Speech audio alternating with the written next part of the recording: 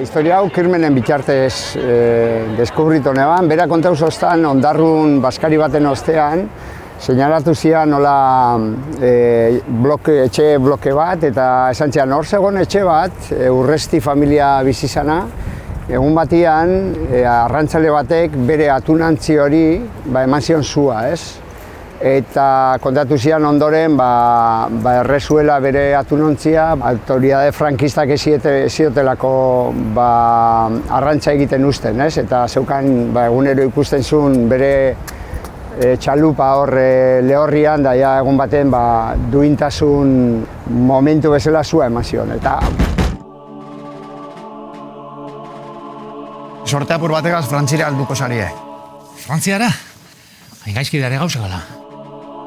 Hemen gelditzuko naiz, ospitalian laguntzia behar. Seguro zan, Geratu nintzen nahiko inpaktatua irudiakin, eta gero ondoren liburua irakurri neban, eta konturatu nintzen txaluparen historia anekdota txiki bat zala, zeren familia honen historia oso potentea zan, ez? Personaje oso fuertea zian, deskubritu nun, hori ez, frankistek bota zituztela etxetik, gero esilioa, eresoin katartean, amodio historio bat, trompetali profesional bat, oso exotikoa dana, cinematografikoa, Caracas, salsa, eta buelta berriro Bilbora, ez? Buah! Eta zuk ez da gazo beldurrik? Arriskutsua da, ondo dakitori, baina ezin gara beti ezean ibili. Goazen hemendik. De repente, esan eban, hemen pelikula bat badago, ez? Orain komplikatua da hori nola gauzatu, ez? Hori izan da bide zaila, baina irakurri nabanean liburua konturatzen da hor bazegoela pelikula bat, ez? Gerra hau irabazteko, Europako gobernu demokratikoak geure burrukara batu behar duguz. Gauzak edo eta okerro dijuaz beste handian. Historia ez nuen ezagutzen, eta kixi etorri zitzaidanean proiektu proposamenarekin, inguruan komentatu nuenean eta bai egia da jendeak ezagutzen zuela, amak bertan etxean zeukan liburua, eta ondoren Asier juntzitza egun kontatzen zeberak artxibolan handia egin du eta informazio pila bat eman zigun, gero. Ondoren familiakideak ezagutzeko aukera ere izan genuen, eta hor oraindik informazio gehiago gehitu genion historiari. Eta hori izan da gure lan materiala. Nik hasieratik oso argi eta planteatu nion kirmeni eta baita familiakoei. Nik egingo nuela pelikula libre bat, porque nire zinemagintzaren espiritua beti izan da, jatea libre pelikula bat egiterako orduan, ez? Horre zailtasun handixenak izan zian informazio gehiagin ekala. Batez be, segolako elementu asko zeudelako, zianak oso cinematografikoak, baina historiatik ero aldentu itxesostan. Hobeto esan da igual, Karmele ipinin un protagonista bezala eta bere ikuspuntutik aldentzen zian historia zian, ez? Erabakiak hartu ditun oso drastiko esaten bere historia kontatuko de bere ikuspuntutik eta ez den nahi ere, ez dakit egin rekreazio bat edo, ez? Kontatu emozioen bitartez personajeen duda horiek sartu euren gorputzean eta euren izateko eran eta hortik abiatu nintzen, ez? Bueltako zinateki Euskadira. Venezuelara joan da ez dugu herriago eskatuko Karmelen. Garai batean ez neban bitxan pentsauko, baina hori diferentia da txomin. Bizi mela baditxu. Gidoia iritsi zitzaidan momentuan erantzukizun handia sentitu nuela, eta nolabaiteko bertigo bat ere bai. Baina gero oso hasieratik utzi zigun argi askatasun handia geneukala gure personaiak eraikitzeko, eleberritik gento zela eta fikzioa egitera gindoa zela. Beraz, noski, saiatu gera errespetu eta duintasun ahalik eta handienarekin gerturatzen personai horietara, baina guk argi geneukan zati handi bat guk geuk jarriko geniola eta fikzionatua izango zela, ez? Hala ere, polita izan da ikustea familiak duen iruditik ez dagoela hain urrun guk sortu ditugun personaiak. Rodajean zehar familiakideak etorri izan dira eta bertan adibidez estena batzuk ikusi ahal izan zituzten eta gure interpretazioak ikusi zituzten. Eta, pozik ikusten genituen, ez? Edo bereik transmititzen zigutena positiboa zen. Haiengandik jaso genuen konfiantza osoa, ze hasieratik zeuden oso eskuzabal, guztiz proiektuaren alde, eta inungo momentutan ez hitz negatiborik, ez dudarik, momentu guztian izan dira konstruktiboak, ez? Egon dira oso lagunkoi. Esate konturatzen zuekin jolasian da bestela. Mai gainean egia da lan dexente egin genuela, lan asko eraman genuen aurreratuta errodajera. Saioetan ez genuen arropa errealarekin ensaiatzen eta are gutxiago atretzoarekin eta barrez. Konturatu nintzen zapatetan zegoela klabea kaso hontan, ez?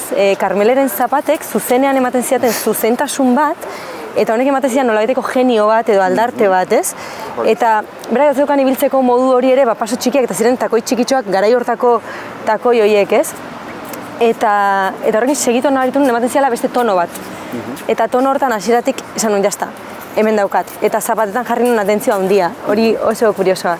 Eta ondoren, Bilboko garaian, tristezia, arropa grisak, etxeko mantelak, alpargatekin adibidez hor guztiz aldatzen da Carmeleren ibiltzeko era.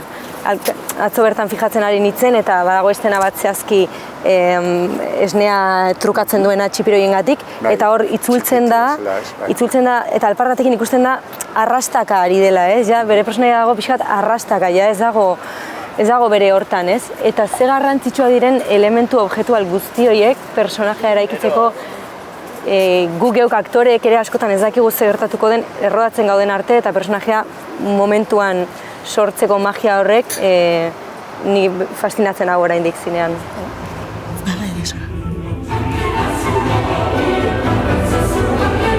Egia da, guretzat txintxua bezala, gure produktora bezala, izan dela oin arte egin duen produziorek ambizio zuena eta potoloena, ez? Eta erronka handi bat izan da, ez?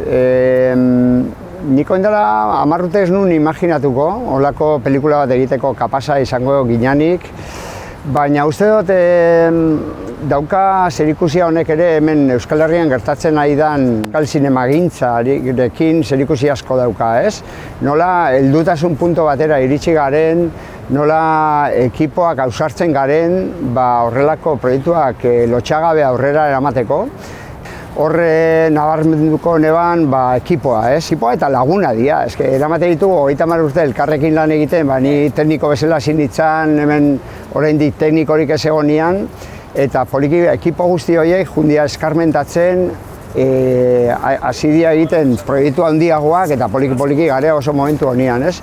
Eta gero guk egin duguna da denbora eta batez be preproduzioan oso ondo landu pelikula hau. Izan da, hor uste izan dela klabea, iristeko rodajera oso lasai, musika guztiak grabatu behar izan gendun diegetikoa esan nahi dut, aurretik, eta horrek ere emate izu pixkat pelikularen usaia edo, ez? Eta goiazen ikusten, ez?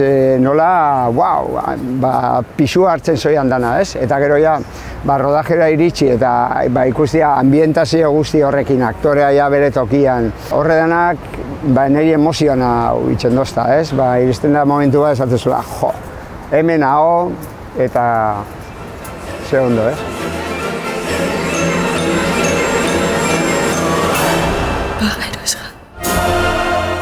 Carmele izan da orain arte ukidudan erronka handiena, eta oso pozik nago eta benetan hunkituta, ez? Alde batetik niregan erantzukizun hau erori zelako, beraz guztiz eskertua hasieratik, gainera oso modu itxuan konfiatu zenuten nolabait, edo nik ala sentitu dut. Ikusi gendun. Eta nik salto handia ikusten dut momentu honetan aurretik egin ditudan lanekin alderatuta.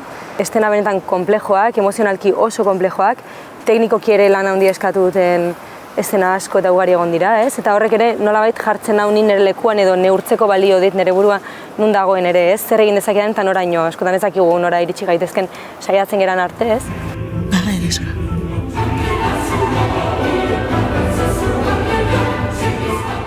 Ni oso pozinago batez ere Carmeleren helduaroko estena horiekin, ez? Txomin eta Carmelek bikote harremanean dituzten hainestenak klabeak, emozionalki batzuk oso konplejoak ziren, ez?